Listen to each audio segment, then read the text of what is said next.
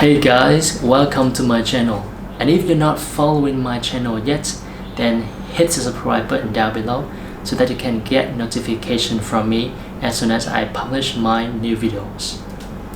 In case for some people who are watching this video do not know me, then I'm gonna talk briefly about myself. I was born and raised in a small island which is located in central Vietnam. And I moved to Ho Chi Minh City for studying university. And the time when I was living there on the island, all the children, all the people including me were in very poor condition for education. So we couldn't learn English in a proper way. We couldn't have enough English materials and English teachers to teach us. And on the island, there are so many storms happening all year round. And we became penniless, we became destitute, we endured tremendous tribulations. As a result, it never occurred to me that one day we could have learned English in the proper way. One day we could have access to using technological devices to support us to learn English, like what I am doing right now. So today I'm going to be telling you about my story, about my learning English journey. And if you are interested in my story, then continue watching this video.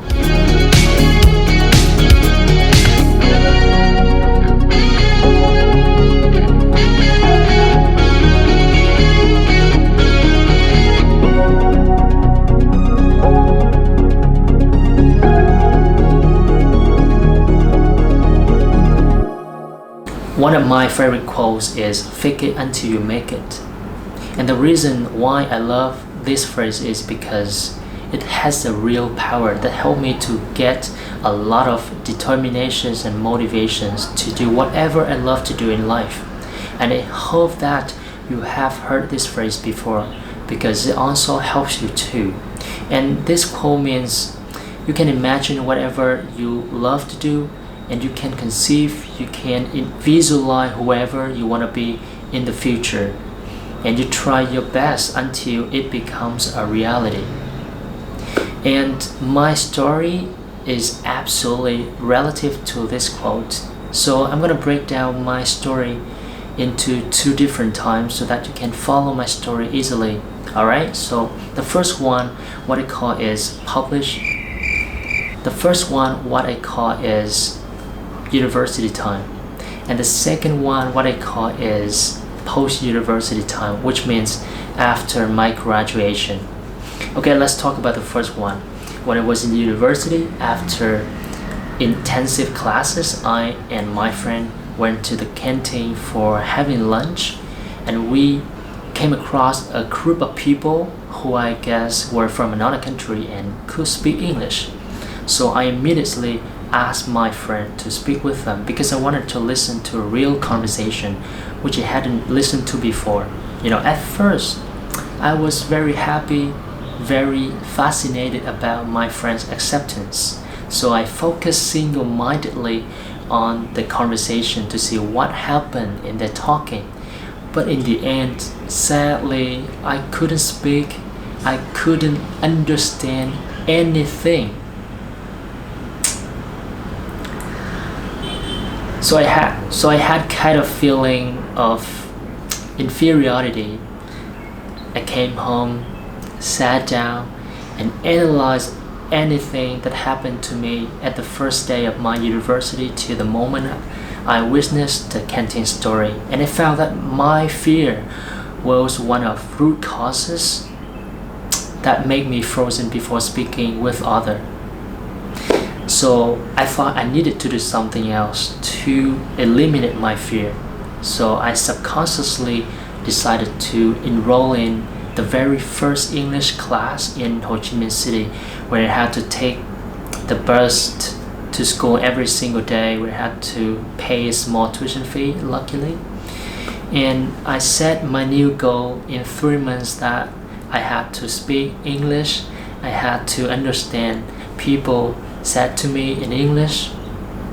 And in the summertime, when I probably had a wonderful time with my friends and family members, but I decided to skip it for my new goal. And when my course was finished, I was very happy because I could speak a little English. I could understand what other people said to me. And I came back to university after summertime, where I had to take care a lot of activities, a lot of different subjects. And gradually I became university studying oriented person. I studied a lot and I started giving a lot of excuses for my being lazy, for my being busy doing something else, not English anymore. So that time my English skill was below par. That means I couldn't speak English like I did before. I couldn't understand other people clearly speaking in English. It was sad. It sucked. And the time flies so fast to the moment I graduated from university and started applying for the job, and I was standing in front of two options for my working life. The first option was that I had to work for a big company with big salary, but I immediately denied that job offer because of job description that told me that I had to treat other people, including my friends and family members, to get a big salary. I said no. No. And the second option was that I had to work for a smaller company with smaller salary. But I guess it was not enough for me to live in a big city like Ho Chi Minh City. And at the end of the day, I went for nothing. I decided to stay at home, calm myself down, enjoy whatever I love to do in life. And my conscious mind told me that I love English. So I decided to be immersed myself in learning English in an environment where I learn English all the time, from the early morning to the late at night. I put my whole heart into learning English, and that was my turning point, where I continually keep myself on track of learning English up to now.